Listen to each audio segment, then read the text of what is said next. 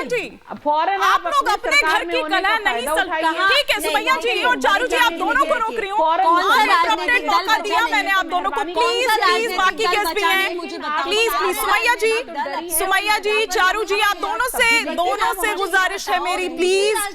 चंद्रमोहन जी, आप लोग अपने घर के भीतर की कलह नहीं सुलझा पा रहे हैं और आप बीजेपी पर आरोप लगा रहे हैं कि ये दबाव दिखाया बनाया होगा, ये डर दिखाया होगा। उसको तो आप मुस्कुराने का मौका दे रहे हैं, बीजेपी को मुस्कुराने का मौका दे रहे हैं, क्योंकि आप खुद नहीं संभाल पा रहे हैं अपने लोगों को, चाहे आप हो चाहे सपा हो। देखिए, आपकी डिबेट में हिमानी जी अभी सामने चारू प्रज्ञा जी क्या कह रही है, अगर एक विपक्ष का नेता कोई आरोप लगा रहा है तो उसको धमका रहे हैं। अभी एक लाइव में पूरा हिंदुस्तान देख रहा है। यानी लोकतंत्र के अंदर अगर एक नेता एक बात रख रहा है तो उसको डराया जा रहा है। अगर आप झूठ आरोप लगाएंगे तो प्रूफ दीजिए। आप कह रहे थे कि हवाई फायर नहीं करिए। आप ही बोल रहे हैं बीच में। देश में आजादी होगी, पर झूठ बोलने की आजादी नहीं है। और अगर आप झूठ बोल के किसी के ऊपर कलंक लगाना चाहते हैं तो प्रूफ दीजिए। तो कह रहे थे मेरे देश का कानून मुझे ये हक देता है कि आप हमको बदनाम ना कर सके। इसकी सुरक्षा है हमारे लिए कानून में। और आप लोगों के सारे नेता माफी मांग चुके हैं कोर्ट के ऑर्डर्स के बाद। तो झूठ बोले तो फिर सोच के बोले, या फिर जो आप इल्जाम लगा रहे हैं प्रूफ के साथ बात करें। अब वो बेचारे क्या करेंगे? हिंदी पट्टी में एक ही तो प्रदेश रह गया था उनके पास, उस पर भी आप दम भर रहे हैं कि भैया अल्पमत में आ गए हैं, तो क्या करेंगे वो बेचारे? चंद्रमोहन जी बिल्कुल, या तो सच बोलो या मत बोलो। ठीक है चंद्रमोहन, अगर आपकी इजाजत हो आप धमकाएं नहीं तो मैं बोल लूं। ठीक है, क्योंकि अगर आप कल को मुझे भी यही बात कहे तो मैं कहूं तो आप मैं नहीं बोलता हूं। सच बोलो, तथ्यों के साथ बोलो, प्रूफ के साथ बोलो। इल्जाम लगाने हैं हवाई फायर में तो मैं प्रवक्ता भी हूं पर वकील भी हूं। ये डिबेट हो रही है, ये एक शो नहीं हो रहा जिसमें चारू प्रज्ञा अकेला बोलेगी। अच्छा ठीक है, आप लोग इस तरह से पैटर्न नहीं है चारू प्रज्ञा का। मुद्दे पर रहते हैं ना चंद्रमोहन जी, आप इस पर उनको भी समझाइए ना। सपा हमारे खिलाफ, कांग्रेस हमारे खिलाफ, मैं क्या करूं? प्लीज मैं क्या करूं बताओ? अब चंद्रमोहन जी, मेरा आपसे सवाल था, आपसे सवाल था, जवाब आप ही दे रहे थे। ठीक है, कोई बात नहीं, आप बोलिए। देखिए, चंद्रमोहन जी सिर्फ स्क्रीन पर रहेंगे। आपकी पार्टी की पोजीशन इस तरह से है कि वो दम तो भरती है कि वो सबका दिल जीतती है, लेकिन उस दम में आपकी इतनी बड़ी वैल्यू है कि आप अगर कोई वक्ता प्रवक्ता बोलने लगे तो आप सीधी कहते हैं कि बात ना जा पाए। ये तो प्रमाण हो रहा है अभी आपके सामने इस डिबेट के अंदर। और कितनी सरकारें आपने ताकत के बल के ऊपर, पैसे के बल पे खरीदी हैं, जो महाराष्ट्र से चलते हुई गोवा तक पहुंच गई।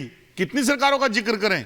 कितनी सरकारों के लिए आपको सुप्रीम कोर्ट ने आदेश दिया जिसके कारण आपको सरकारें आवंटित करनी पड़ी। अरे भी तो रिजल्ट आने दीजिए।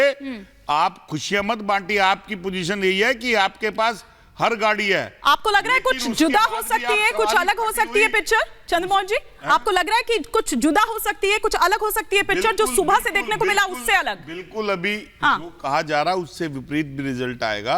हिमाचल में सर 9 विधायक, क्योंकि चारू प्रज्ञा आप पे जगह ठीक है। नहीं, क्योंकि जो भाजपा पार्टी पूरी समुद्र में डूब जाए और प्रश्नों से बचते ही बचती नजर आए, उस नेता और प्रवक्ता तो ये बात कहेंगे। 9 विधायकों ने क्रॉस वोटिंग की है सर। समुद्र में जाके आपके लिए अच्छी खबर नहीं आ रही है हिमाचल से अच्छी खबर नहीं आ रही है सर। देखिए, खबर तो पहले भी ये निकलने लगी थी। हम विक्रमादित्य सिंह की अगर बात करें तो वो तो आप लोगों की बातों को धता बताते हुए वहां राम मंदिर की प्राण प्रतिष्ठा में गए थे, और ऐसे कई विधायक हैं, चाहे आपके रहे हो चाहे सपा के रहे हो, ये कहकर जा रहे हैं वो। हालांकि ये अंतरात्मा की आवाज आज क्यों सुनाई दी, तब क्यों नहीं सुनाई दी, तब क्यों नहीं इस्तीफा दिया, ये भी मेरा सवाल होगा। लेकिन पहले आप इस पर जवाब दीजिए, क्योंकि हिमाचल से अच्छी खबर नहीं है आपके लिए। देखिए, हिमाचल से अच्छी खबर आएगी। 40 के 40 विधायकों का सही मापदंड रहेगा और राज्यसभा हम वहां जीतेंगे।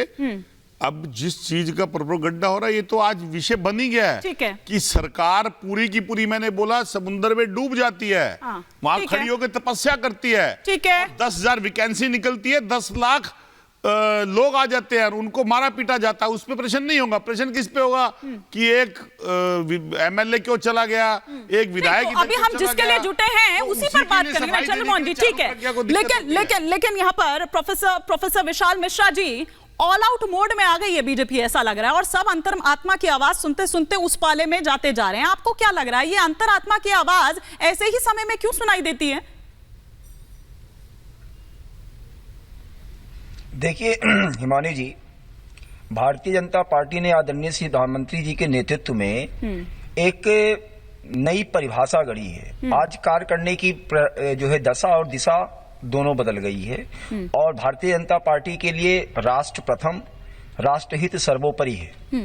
अब रही बात ये कि लोगों का मन अब क्यों बदल रहा है, कोई बात नहीं हिमानी जी, जब जागो तभी सवेरा। अच्छा, कम से कम आज उन लोगों को ये बात का एहसास तो हो रहा है जो उन्होंने पिछले 10 सालों से भारतीय जनता पार्टी का केंद्र में कार्यकाल देखा है, प्राथमिकताओं को देखा है, जो हमेशा क्राइसिस मैनेजमेंट को कैसे मैनेज किया जाता है उसको देखा है, जिसने देखा है कि कैसे भारत को जो है विश्व की जो है टॉप अर्थव्यवस्था में लाया जाए, जिसने देखा है कि कैसे भारत में हर दिन एक कॉलेज खुल रहा है, हर हफ्ते एक यूनिवर्सिटी खुल रही है, हर दिन लगभग 55 पेटेंट हो रहे हैं, जिसने देखा है कि भारत स्पेस से लेके सेमीकंडक्टर तक का जो है ग्राफ तय कर चुका है, जो देख रहा है कि आने वाले समय में दुनिया भारत को देख रही है, भारत का सहयोग पाने की कोशिश कर रही है, तो ये बात मन में आना स्वाभाविक है कि वो लोग भी भारतीय जनता पार्टी के ही नेतृत्व से जुड़ना चाहेंगे।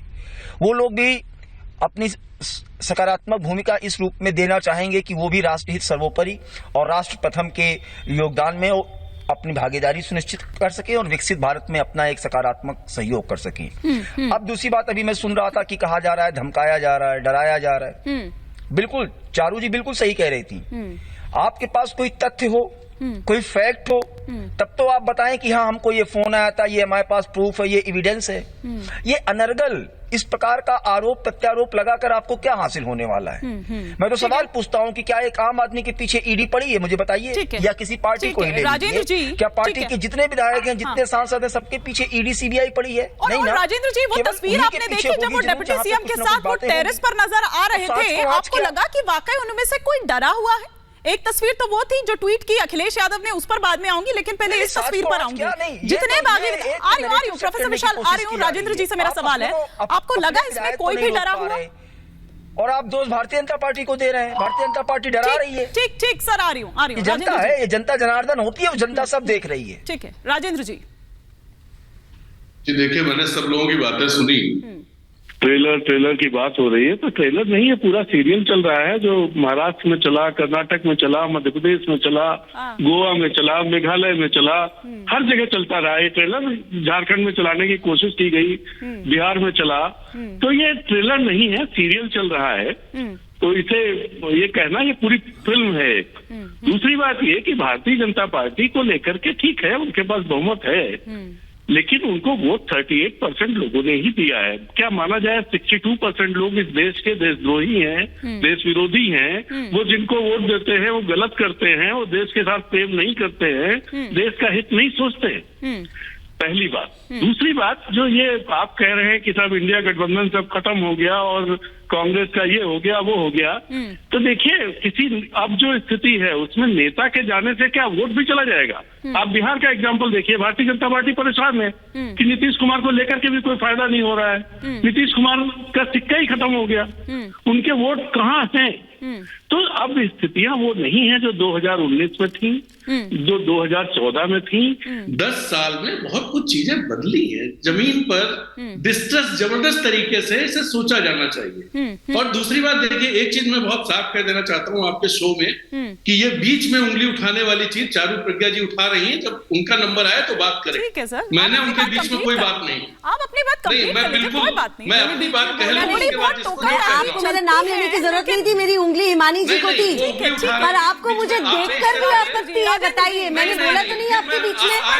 आप मेरा नाम लेके मजबूर कर रहे हैं कि मैं कोई बात नहीं करना चाहता हूँ। ठीक है, अगर मेरी कोई बात गड़बड़ है तो उसको तर्क के साथ काटें, अपनी नंबर आने पर। मेरी ओपनिंग लाइंस भी 2 मिनट किसी को सुनने को नहीं। ठीक है, अब आप